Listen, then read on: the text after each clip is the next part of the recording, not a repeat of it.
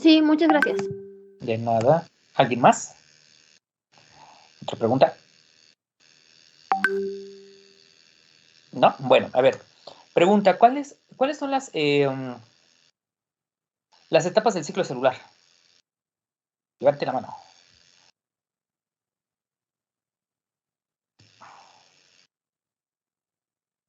Adrián. Pues comienzan con la interfase, con lo que corresponde a las fases G1, S, G2, para posteriormente entrar a la mitosis, que corresponde a la profase, metafase, anafase y telofase. Y la citocinesis, que creo que no es como tal parte de, pero sí.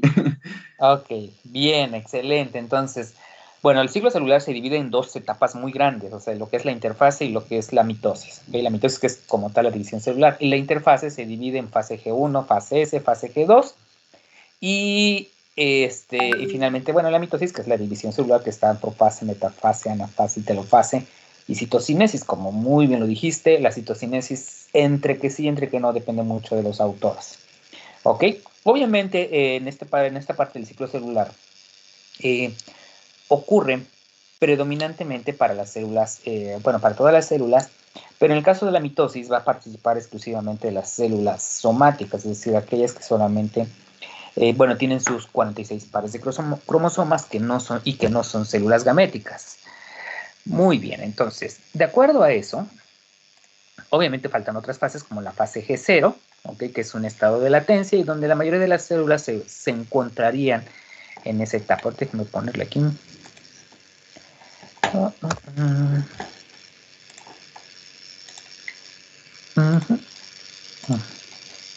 Ok, bueno, esto ya lo habíamos visto, de la totipotencialidad, pluripotencialidad, multipotencialidad, etc. Bueno, entonces lo que les decía, en el caso de del ciclo celular veíamos que eran dos partes importantes, la interfase y la fase M o la fase de mitosis. En la interfase, bueno, van de la fase G1, fase S, fase G2, y la fase M, donde se va a llevar a cabo ya como tal la mitosis, que es la profase, metafase, anafase, telofase y citocinesis. ¿Ok? Y nuevamente vuelven a entrar en ciclo celular. Todas estas etapas dependen de múltiples factores. Para que se pueda dar este proceso de ciclo celular dependemos principalmente de procesos regulativos, es decir, no podemos estar multiplicándonos, bueno, nuestras células, sino tiene que haber mecanismos en los cuales me puedan regular o me puedan facilitar en algún momento poder entrar en estas fases de ciclo celular. En la fase G1, ¿okay? En la fase G1 lo que se va a sintetizar o lo que va a suceder es principalmente poder iniciar o poder sintetizar las moléculas necesarias para poder llevar a cabo el ciclo celular. Entre esta parte hay un punto de chequeo o checkpoints. Son aquellos que se van a encargar de poder evaluar si entran en el ciclo celular o no. Hay diversos checkpoints o puntos de chequeo que van a sondear o van a analizar si las condiciones son óptimas para poder entrar en ciclo celular. Por ejemplo, en la parte del checkpoint, al final de la fase G1, hay un punto de restricción y este punto de restricción se va a estar evaluando, por ejemplo, las condiciones ambientales, es decir, hay nutrientes para poder iniciar el proceso de ciclo celular, la maquinaria celular está completa para poder ingresar al ciclo celular, etc. ¿Okay? Si pasan este punto de chequeo, ¿okay? Pasan a la fase S. En la fase S, ¿okay? Que es la fase de síntesis, es de donde se duplica el material genético. ¿Ok? Si estamos hablando de una célula diploide que está en la fase G1, ¿ok? Que es diploide, en la fase S debe de culminar con una etapa con la duplicación del material genético, entonces serían 4N o tetraploide. En esta fase, ¿ok? Que se da la duplicación del material genético, debe de haber 2 copias de cada cromosoma. ¿Ok? Entonces en lo que hay obviamente mecanismos que les permite censar si todo el material genético se duplicó o no. Puede haber algunos fallos, puede que el mecanismo no evalúe de manera adecuada, pero le permite seguir a la siguiente fase.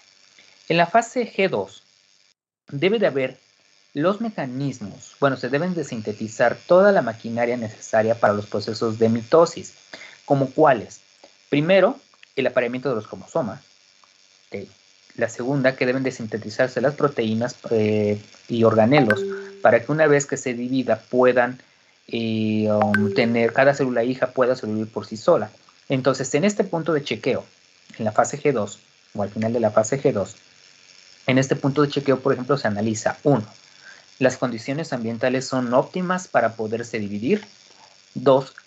El material genético se duplicó de manera adecuada. Si es así, continúa en la fase M. En la fase M se va a llevar a cabo la mitosis, se van a formar el uso mitótico y al final, antes de que inicie el proceso de mitosis, hay un tercer punto de chequeo. En este punto de chequeo, lo que se va a analizar es si todos los cromosomas se encuentran alineados al uso mitótico, ¿ok? Si están anclados a los microtúbulos, si todos los cromosomas fueron sintetizados de manera adecuada, y además también va a volver a checar el ambiente, las condiciones ambientales, temperatura, humedad, nutrientes son óptimas para que se puedan dividir. Si pasa este punto de chequeo, pum, adelante y se da la citocinesis y se vuelve a repetir el ciclo celular.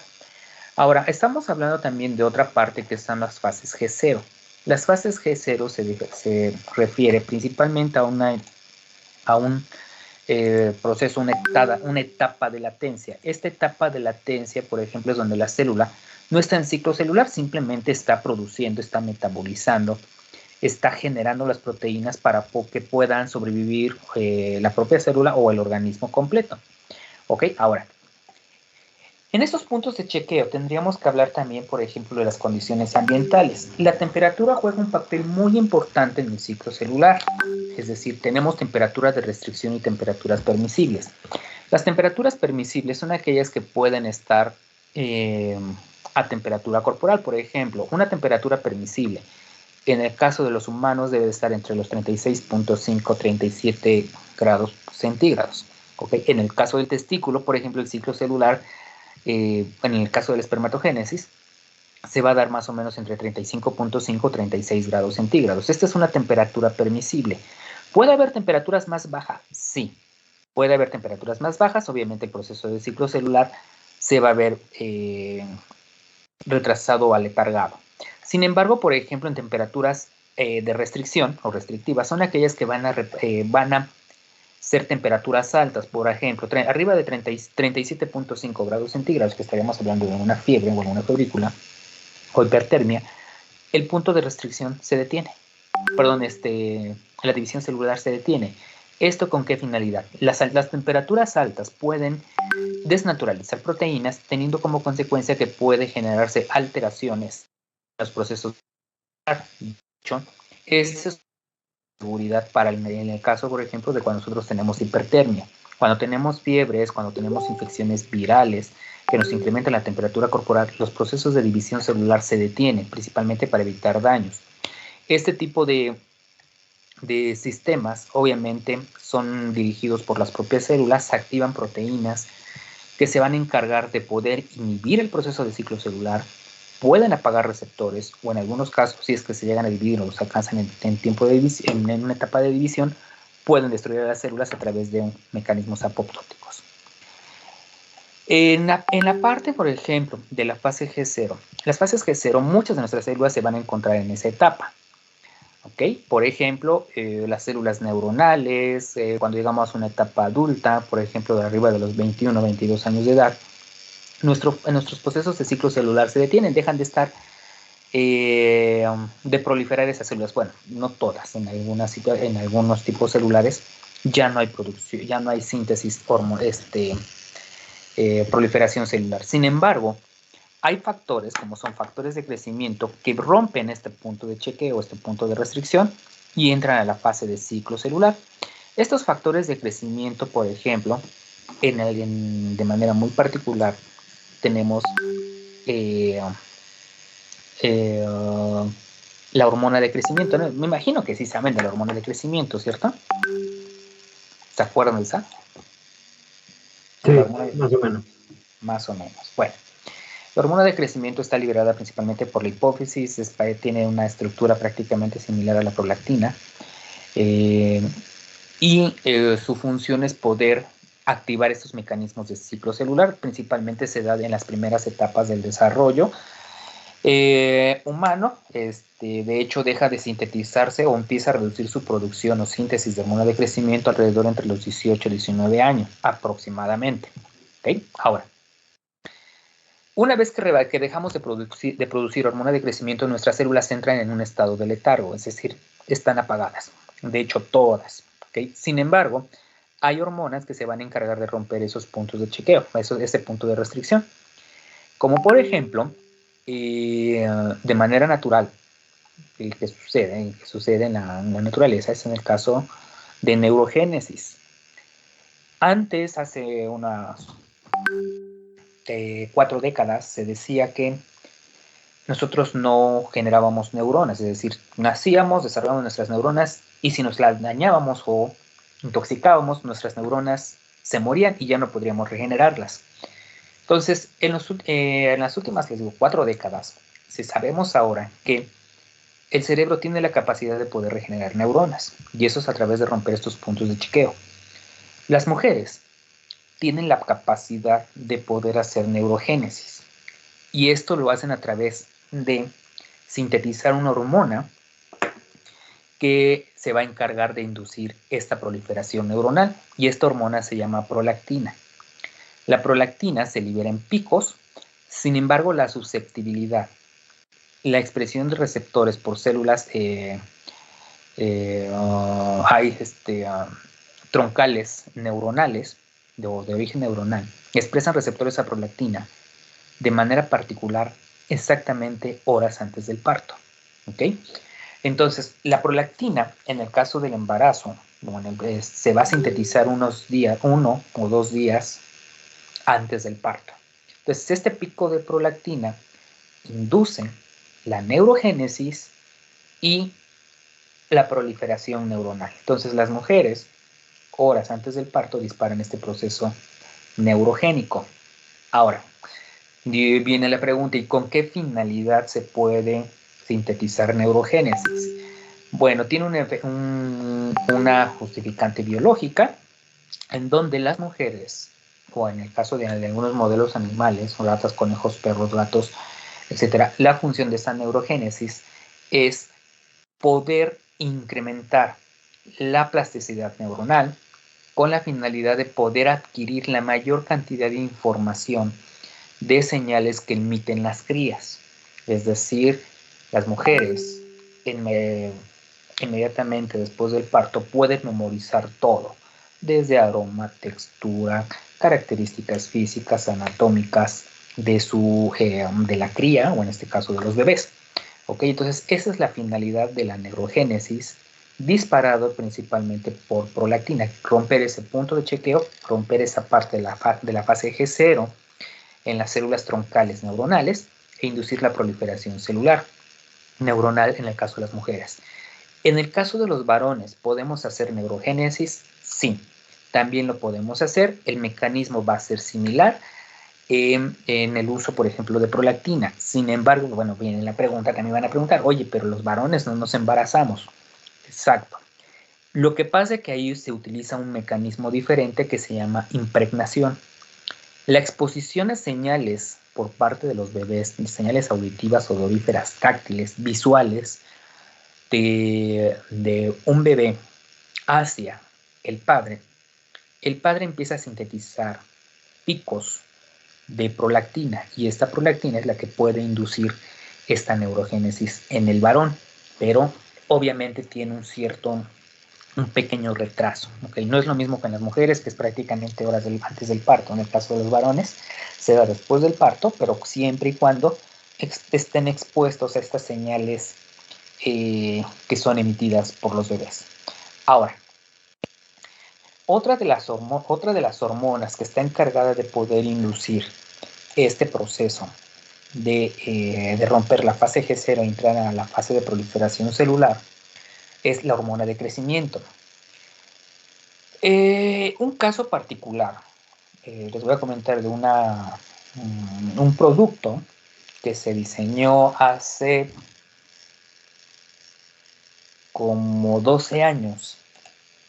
En algún momento se promocionó un fármaco en, no me acuerdo, creo que Suecia, lo estaban produciendo, y le llamaron el fármaco de la eterna juventud. ¿Ok? Lo que daba en este fármaco era hormona de crecimiento.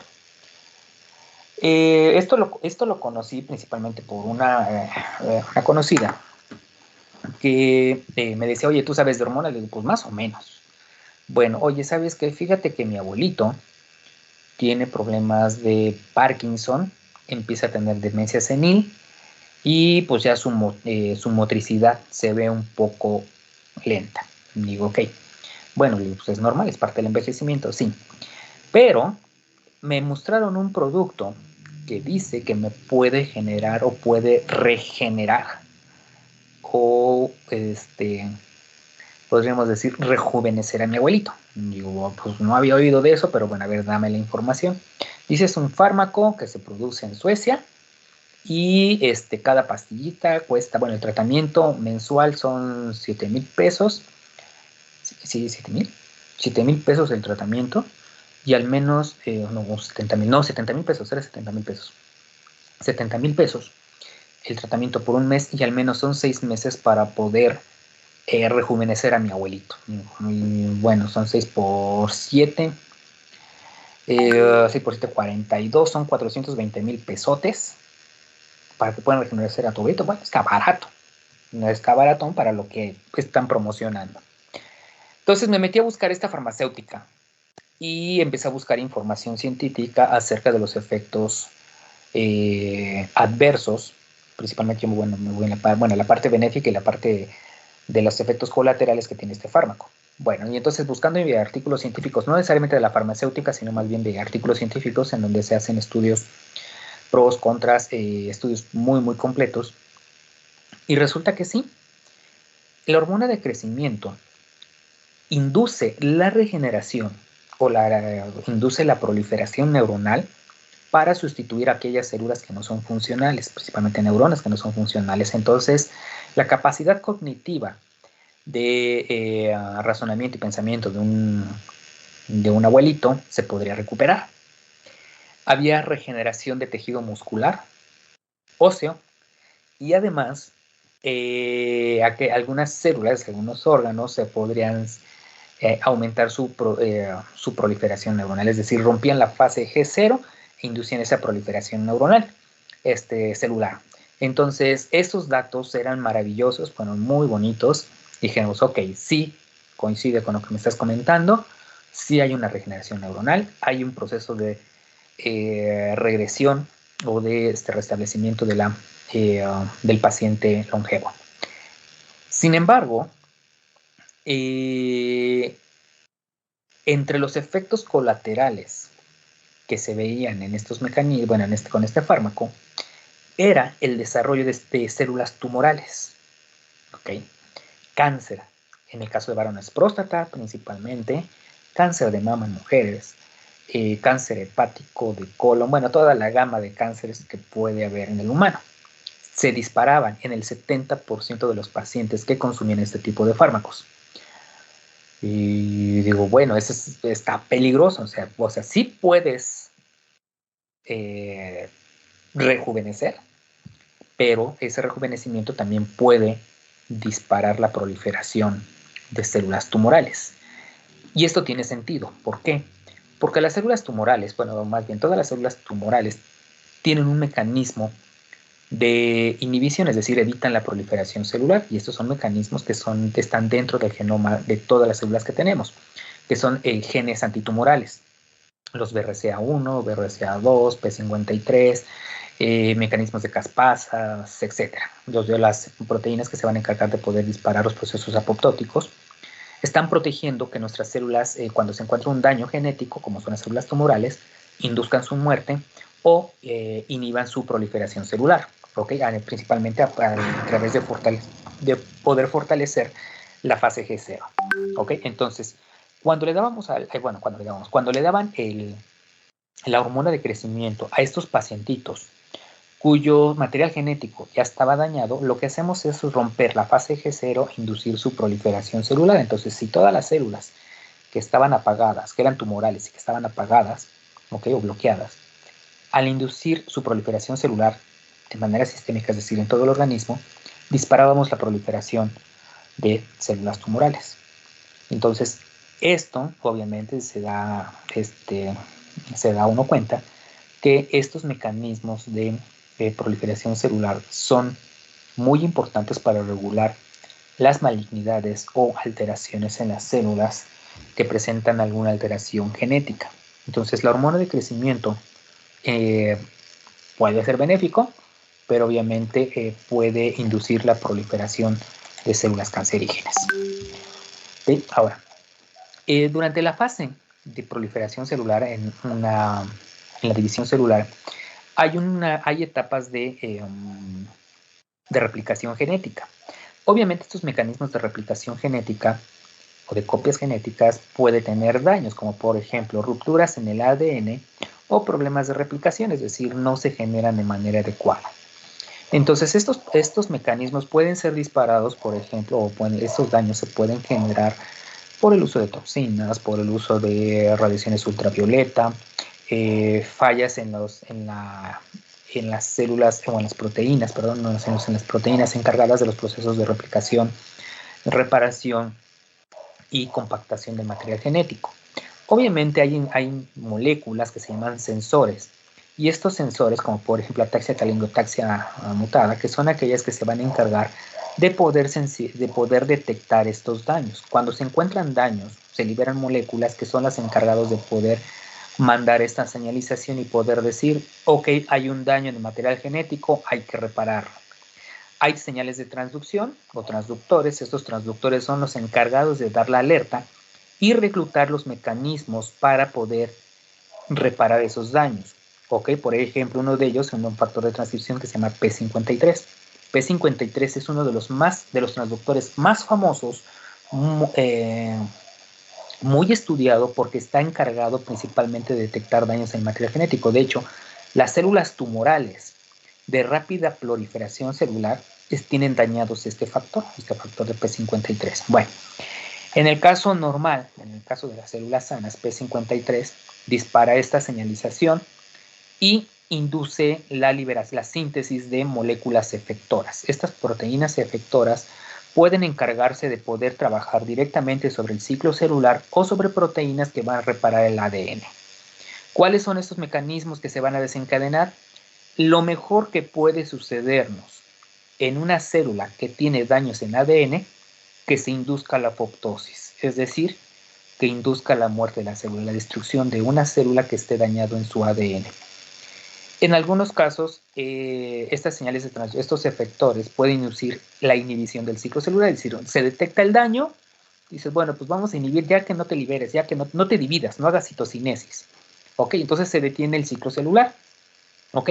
Sin embargo, esta interrupción del ciclo celular nuevamente puede ser reactivado por otros mecanismos. Y en algunos otros casos, por ejemplo, si el daño no es tan severo, dices, bueno, hay que haya reparación de ese material genético, que se fusione en este ADN, que se complemente estas secciones que te faltaron de nucleótidos. Sin embargo, en la reparación del ADN puede haber otros fallos y entonces pueden generarse otras mutaciones. Entonces, lo mejor que le puede pasar a una célula que está dañada en su material genético va a ser la apoptosis.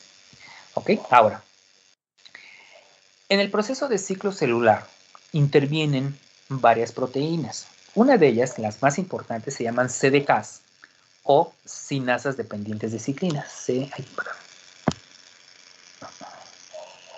CDK. ¿Ok? Cinasas dependientes de ciclina. Estas son las enzimas que se van a encargar de poder inducir el paso de una etapa a otra, es decir, de la fase G1 a la fase S, de la fase S a la fase G2, de la fase G2 a la mitosis. Y esta enzima tiene varias peculiaridades. Una de ellas es este loop que se ve aquí. ¿Ok? Esta es una un sitio activo, un mecanismo activo que requiere una fosforilación para ser activa.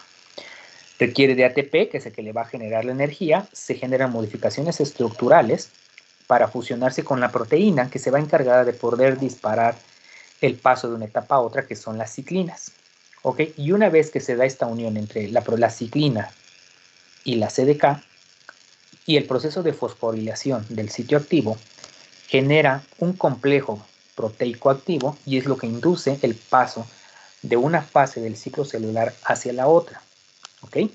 Entonces, son mecanismos de, bueno, ahorita como lo estamos, como la mayoría de las aplicaciones que tienen de doble comprobación, ¿okay? O de doble, bueno, sí, mecanismos de doble comprobación, las ciclinas, el complejo ciclina, CDKs, tienen estos mecanismos. Uno, el primero, la interacción. Dos, la activación por fosforilación. Si estos mecanismos, en alguno de ellos, se interrumpe, no se da el pase de un ciclo celular a otro. Estas imágenes que ven aquí se llaman análisis in silico. ¿Ok? Análisis in silico, nosotros podemos hacer análisis tridimensionales, podemos girar las proteínas, podemos ver los sitios de anclaje, podemos ver lo que llamamos docking. El docking es como una porción de la proteína se puede anclar al sitio activo. Nosotros podemos jugar, por ejemplo, con la cantidad de energía, sitios de fosforilación, etc. Y podemos ver cómo funcionan estas proteínas.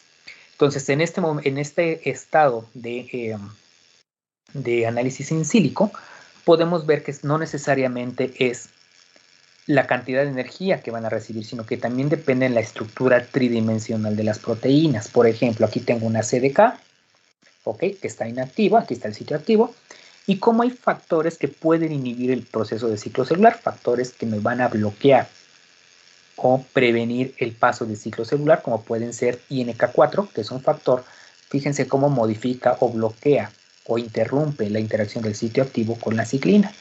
Al no haber esto, pues obviamente no pasan al ciclo celular. P27, que es análogo a P53, que es esta estructura de color rosa que ven aquí, bloquea la activación o bloquea la unión de ATP para que el ciclo celular se interrumpa. Pero podemos encontrar mecanismos, por ejemplo, como WI1 y MIT1, que se van a encargar de fosforilar, pero estos son mecanismos que pueden activar, ir o venir, activar y desactivar, para que los ciclos celulares se puedan dar de manera continua. Este tipo de mecanismos, por ejemplo, de división celular continua, se dan principalmente en las etapas embrionarias, cuando las células, cuando el embrión, perdón, cuando el óvulo recientemente se fecundó y están en la etapa de 2 a 4, de 4 a 8, que es una, se llama fase de compactación, se van a estar multiplicando muy rápidamente para poder organizar la proliferación celular. ¿Okay? Ahora, conforme van pasando las células a través del ciclo celular, perdón, a través de la interfase de la fase G1 a la fase S, les decía que dependen de las CDKs y de las ciclinas. Ahora, en la fase M, en la fase de mitosis, se debe de dar la reorganización cromosómica, principalmente para que cada célula hijas tenga la mitad de material genético, perdón, no la mitad, el material genético completo, idénticos a las células troncales, a la célula madre que originó a esas dos células hijas. Entonces, en la mitosis, ya ustedes se la saben muy bien, en donde suceden varias partes. Durante la interfase, los centrosomas, que acuérdense que los centrosomas son estructuras de proteínas a donde se anclan los microtúbulos. Los centrosomas migran a polos opuestos, y en la profase, la membrana nuclear se destruye, se permite que el ADN esté expuesto, pero durante la profase también el ADN se compacta en cromosomas. Estos cromosomas y la desaparición del núcleo permite que los microtúbulos se unan a los cromosomas a través de un mecanismo que se llaman cinetocoros. Los cinetocoros son proteínas que se encuentran en los centrosomas, en el centrómero del cromosoma. Entonces, esto permite que en la metafase los cromosomas se alineen en el uso mitótico. Hasta ahí llega un punto de chequeo en la mitosis, es decir, todos los cromosomas están alineados Perfecto. Si es así, pasan a la siguiente fase, que es la anafase. En la anafase, los cromosomas, perdón, los cinetocoros, los microtúbulos, se contraen y permiten la separación de las cromátides hijas. ¿Okay? Y finalmente, en la telofase, se forman los núcleos celulares, los centrosomas, se forman, van a polos opuestos, y se da la citocinesis, que como tal es la división de las dos células hijas. Y el proceso nuevamente está entre interfase, esta también, y vuelven a repetir el ciclo celular. ¿Cómo vamos a ver esto en un video? Bueno, en este vamos a ver un pequeño video.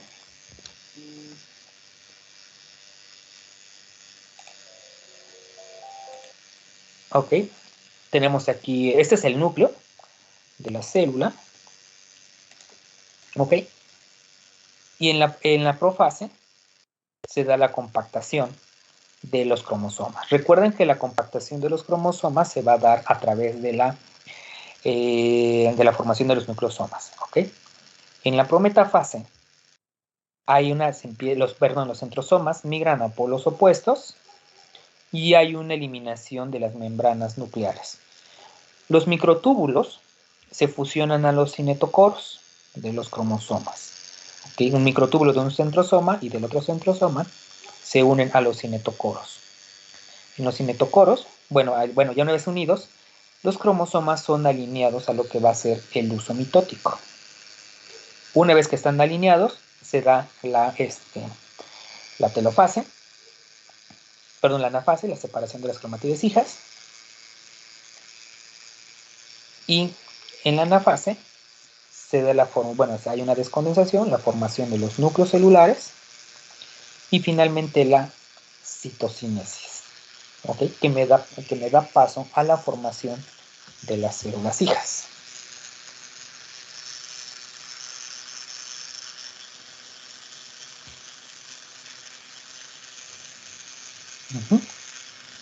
Estos mecanismos obviamente dependen de los puntos de chequeo. Esto recuérdenlo muy bien.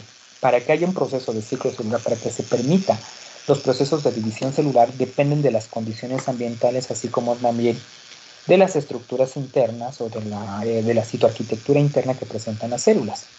Un ejemplo de estos, por ejemplo, ya se usa en la vida real, es en el caso de esta mitosis. Cómo se forma el uso mitótico, la anafase, la telofase y la citocinesis. ¿Ok?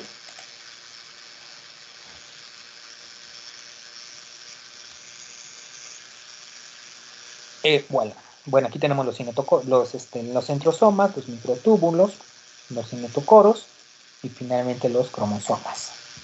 ¿Ok? Bueno, preguntas aquí.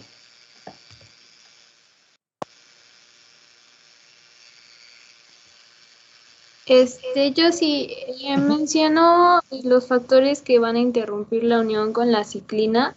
¿Podría repetirlos, por favor? Claro que sí, son INK4, este es uno de ellos, que es el primero. Vamos a borrarlo. INK4, que es el que está aquí arribita. Ay, perdón. Interrumpe la unión de más bien interrumpe o bloquea la unión de ciclinas con las CDKs.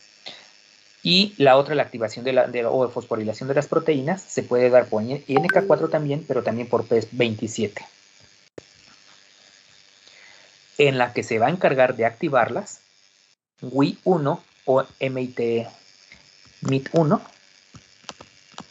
o WI1. Que estos se van a desacoplar y se van a acoplar, lo van a hacer de manera continua, de manera cíclica.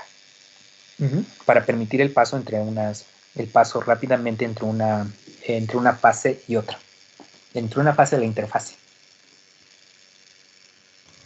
Ok, gracias. De nada. ¿Alguna otra? Yo. Mencionaba que la hormona del crecimiento puede romper los puntos de chequeo. Así es. Pero, bueno, es que no entiendo muy bien. O sea, se supone que había mencionado que los puntos de chequeo son los puntos donde van a se va a revisar que pues, prácticamente la célula tenga lo que necesita para poder llevar a cabo la división. Exacto. Entonces, al romper estos puntos de chequeo, o sea, se está como que saltando ese chequeo. Exactamente. Lo que hace es brincarse esos puntos de selección. La hormona de crecimiento, ustedes acuérdense que nosotros llegamos a una estatura, a un tamaño, porque ya no sintetizamos hormona de crecimiento. Esto es tiempo específico. ¿Ok? A cierta edad dejamos sintetizar hormonas de crecimiento, porque es un mecanismo de seguridad. Es decir, para que ya no proliferemos células. Lo que yo voy a hacer con la hormona de crecimiento es romper esos puntos de chequeo, principalmente el de la fase G0.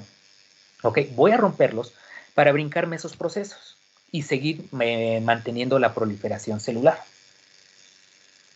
Entre esas, por ejemplo, hormona de crecimiento, esta prolactina y otros factores más. Los más conocidos, los que yo conozco de manera muy particular, es la de prolactina, porque induce neurogénesis, y en la parte de hormona de crecimiento, por el caso que conozco, que inducían regeneración de tejidos.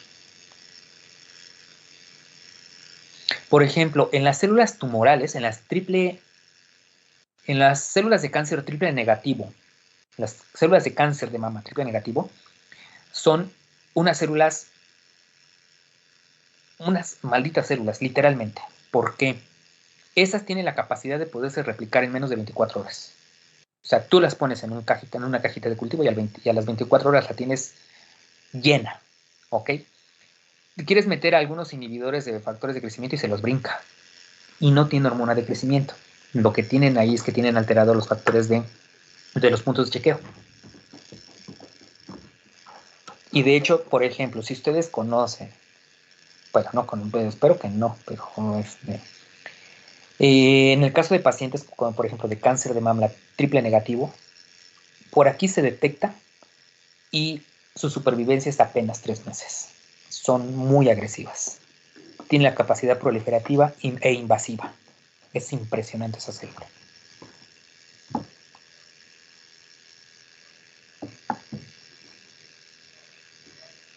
¿Ok? ¿Sí, Adrián? Pero entonces las células que se saltan esos puntos de chequeo, ¿sí tienen lo necesario para dividirse? Sí. Sí, o sea, son unas cosas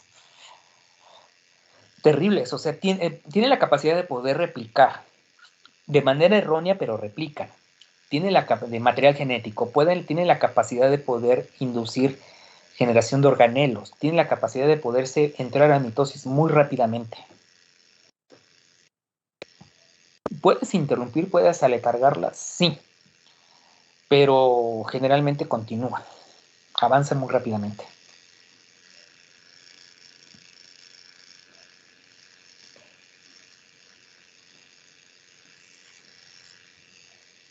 Y en el caso de la prolactina, que estimula la neurogénesis, pues también se lo está saltando, ¿no?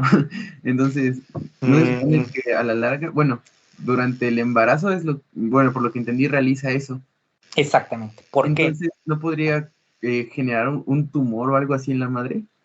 Sí, puede generarlos, pero depende de aquí, por ejemplo, de cómo esté funcionando sus receptores. En el caso, por ejemplo, de la neurogénesis, las neuronas, algunas regiones neuronales que se llaman regiones periventriculares, bueno, ustedes han visto que en el cerebro tenemos cavidades, ¿cierto? Cavidades cerebrales. Estas cavidades cerebrales, o sea, si yo, a ver, no tengo aquí un dibujito, no tengo un espacio aquí.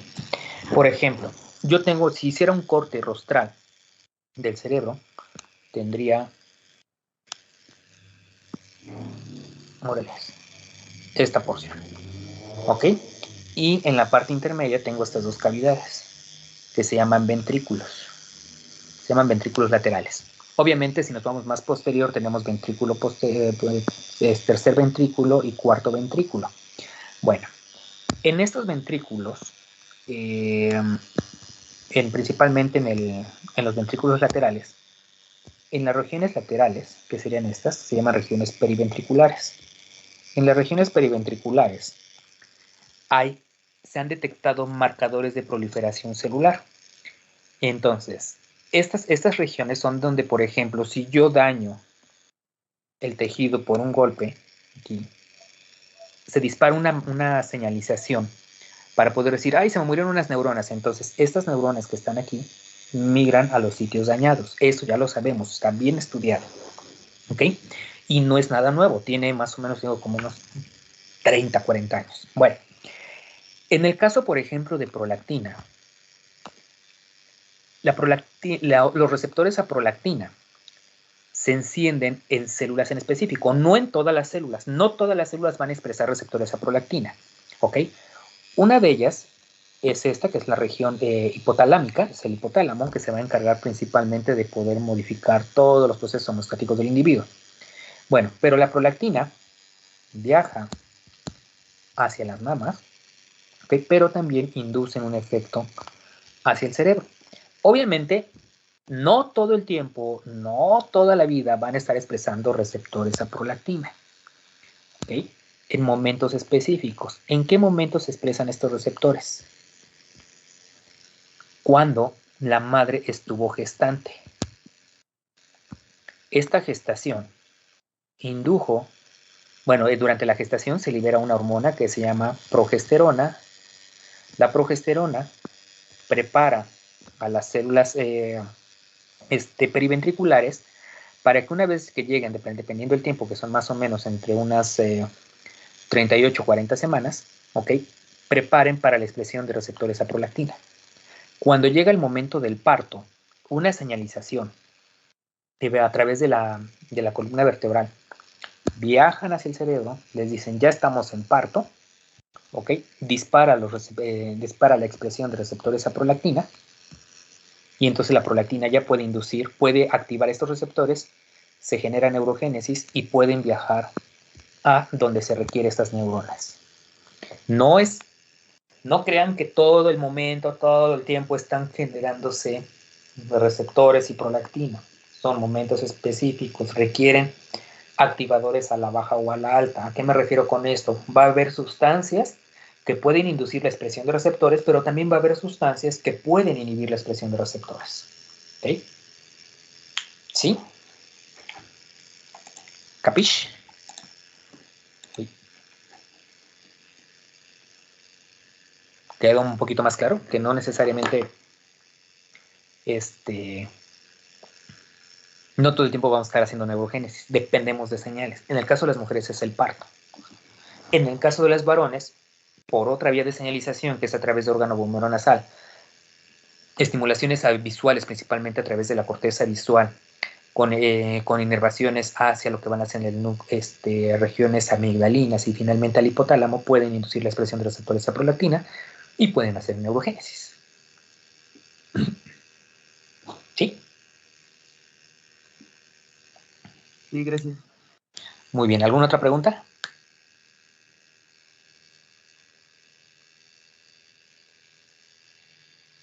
¿No?